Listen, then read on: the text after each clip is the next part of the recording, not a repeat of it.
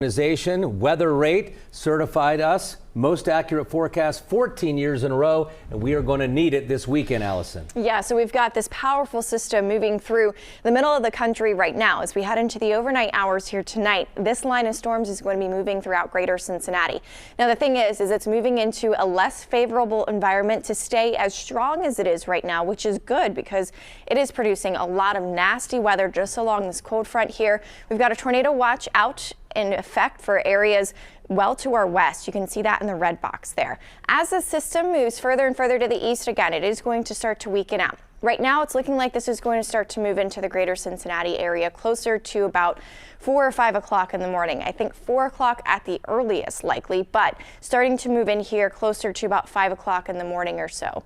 Again, it is going to weaken as it moves throughout greater Cincinnati. That said, we are still not out of the woods for the potential for some strong storms early tomorrow morning. I still think areas, especially west of I-75, have the chance for an isolated stronger thunderstorm moving through. That's where we have the slight risk issued. For areas east of that, the chance goes down a little bit more.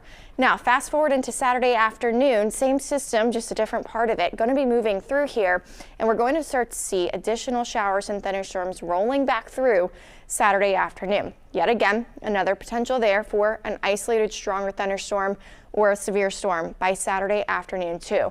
In between any shower or storm, it is going to be windy outside. We have a wind advisory going into place overnight, lasting through about 8 o'clock Saturday evening. This is really kind of showing you, hey, these winds are going to be incredibly gusty all day long tomorrow, likely gusting closer to about 40 to 45 miles per hour, and that's without a thunderstorm. If we happen to see a stronger thunderstorm, we could see some winds gusting closer to about 60 or so miles per hour. On top of that, too, we are going to see heavy rainfall this upcoming weekend with totals closer to about 2 to 3 inches in some areas. So we have a flood watch already in effect for areas south of the 71-75 split in Kentucky. Now, as we go through the entire weekend, here's what we're expecting. By pre-dawn tomorrow morning, closer to, again, about 4 or 5 o'clock in the morning, we'll start to see the gusty winds picking up. The rain and thunderstorms move through here. That isolated severe weather threat is still there, but it's looking like, again, a very limited potential. Saturday afternoon, another chance to see some strong to severe storms moving into the area. I should mention all modes of severe weather are on the table, but the primary area of concern really is going to be the potential for us here to see some strong to damaging winds, with that low-end tornado threat still kept in mind.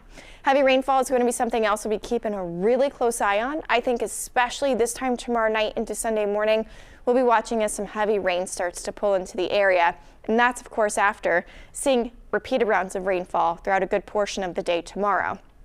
Here we are in Futurecast. Here's what's left of that line of storms. It starts to roll through. Futurecast is saying closer to about 5 or 6. So this is really going to be an early Saturday morning concern for us, lasting through about mid-morning tomorrow. I do want to mention there is still the chance that we have some additional rain and thunderstorms moving through the area by noon. So if you're headed out to the St. Patrick's Day Parade, keep this in mind. There's that potential for some rain, some thunderstorms, and at times some really gusty winds too. Now, starting closer to about 4 o'clock or so Saturday afternoon, we'll still see some additional rain and storms moving into the area. Yet again, cannot rule out that potential for an isolated stronger thunderstorm. And that heavy rain will just kind of continue to pull into the area. I think early Sunday morning as well, there's still that chance to see some rainfall. That'll taper slowly throughout the day, and then sunshine returns by the time we get to Monday.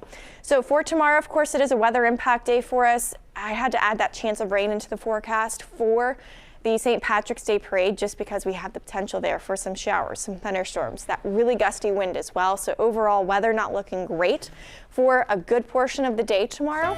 Moving forward, though, again, guys, we do have that sunshine on the way to start next week. Allison, appreciate it. Thanks so much.